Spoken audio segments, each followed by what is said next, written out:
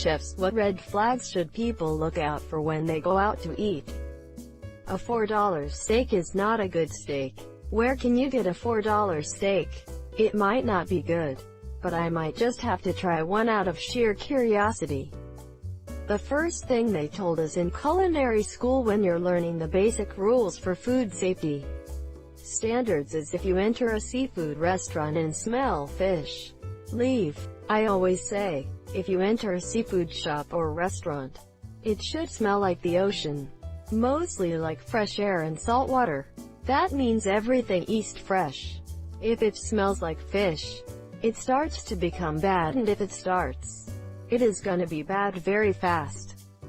If employees try to argue with you about food quality in order to dissuade you from sending something undercooked back, just leave. It means they have a cook who can't take criticism, and your chances at getting a sneezer are greatly increased. Back when my husband and I were dating, we went to a Thai restaurant, ordered broccoli and noodles, and when the dish arrived, we saw there were lots of black specks all over. Looked closer, and they were aphids. Grossed out, we called the waiter over. He took a look and tried to argue with us that it was black pepper, not aphids. Dude, there were obvious legs and wings. He wouldn't budge, so we walked out and never went back. Dirty stained carpets. I have no idea why anyone would open a restaurant and put carpet down.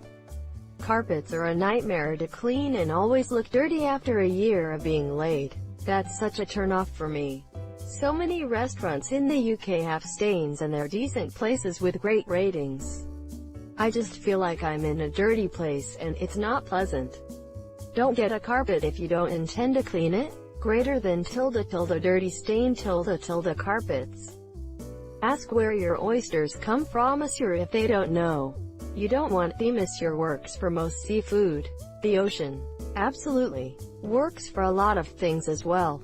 If you're eating in a place that serves meat as its specialty, such as an upscale steakhouse, the same can be applied to their meat. I worked as a server in a place where we were all briefed every night in absolute detail. We had to know where the meat and fish on the menu was from. For the meat, who the farmer was and how many days it was dry-aged. What the particular breed of cow or pig or lamb it was, etc., etc. We could even get more info from the chefs if needed, as we butchered on site, and we also had direct contact with the farmers. We FOH also had butchery classes, so we knew exactly what we were talking about with guests. So TLDR is that the more the server knows about the ingredients in the food, it shows kind of like a badge of pride for the kitchen in a way. They take pride in what they do, and they're taking every step to make sure this is communicated. It's a very, very good sign. I was at a breakfast brunch in Reno that had lots of seafood. I asked one of the staff in a chef hat where the oysters were from, monsieur, without missing a beat. Washington State. Fell in love with that place right there. I agree with most of these tips, but man, I remember my trip to Malacca, Malaysia. We walked up to a stall where an elderly lady was squatting down just in front of the sidewalk with a plastic basin and washing the dishes in it. Stray cats were coming in from the alley and licking at dishes. My first question was, is this a restaurant? Upon closer inspection, yes, it is. My second question was, who on earth would eat here? Then our guide brought us inside. Looks like we are. Food was amazing and delicious, and despite fearing the worst, nobody got sick. I was consulting for an American firm in their Mexico City office. After a few weeks, the guys I was working with were like, you want some real good food? We pulled over to a row of pop-up tents off the highway, and I had some of the best tacos of my life.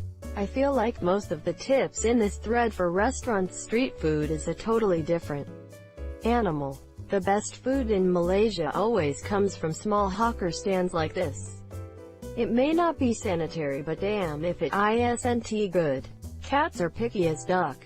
I trust their opinions. Pastry chef here. As much as people say avoid specials, I can't speak for everyone, but at least in desserts, breakfast pastries, If you see something new it's worth trying, chances are it's something the chef has been working on for weeks on their own time. There's a lot of love and effort put into it. Also, the standby if the menu is a book, it's probably not great. The biggest thing to keep an eye on though is the staff. If there's pissed off people, get out as fast as you can obviously. If everyone is kinda apathetic and not talking to each other much, get out. That's also a shitty environment. Everyone is probably really passive-aggressive, and that's going to show. If people seem genuinely good with being there even if it's busy or if there's playful ragging going on, that's where you want to be. The better the staff gets along, the better everything in the place runs. Why avoid specials? Is it cause they're trying to get some food out before it goes bad? I try specials sometimes cause I feel like it's the chef trying something new like you said. Pro tip: look up the health inspector reports for your county. For Florida, edit. State, county website list for the U.S. Edit number 2. Current link for Michigan. Courtesy of Nesper. Steak and Shake number 354 really needs to step up its game. My favorite item in a report was a pair of pants in a food storage area. If a restaurant has a one-page menu, that's usually a pretty good sign. It means their line cooks have become specialists and can usually nail all the dishes listed. Conversely, if a restaurant has a giant, multi-page menu, that's a gigantic red flag. The longer the menu the better the odds that you're paying to eat a boiled bag frozen meal. Went to a sports bar near Atlantic City. Shit you not, the menu was 34 pages long. I just went for the safest thing on the menu. Unless you are in a Chinese restaurant? I don't know why, but all the Chinese restaurant I ever went to have gigantic menus. And if it's a good restaurant, almost all of the dishes are amazing. I see you, too. Have been to cheesesteak cheesecake factory. Edit. I live in Philly, so that's where my autocorrect goes. Edit 2. Apparently CF makes almost all of their food from scratch, in-house. That does not excuse the Michelin-length menu. If a restaurant has a huge menu, it's all frozen. Cisco, it's what's for dinner. The only exception I can think of is a restaurant in NYC called Shopson's whose menu looks like this. Can't say for sure that nothing is frozen, but they're located in a market so they have access to virtually any ingredient at all times.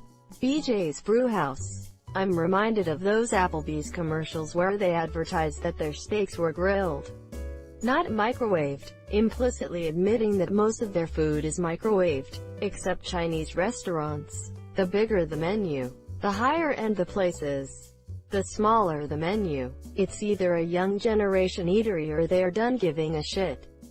Most because Chinese food is very mix and match, so a lot of it can be prepared without a lot of prep work.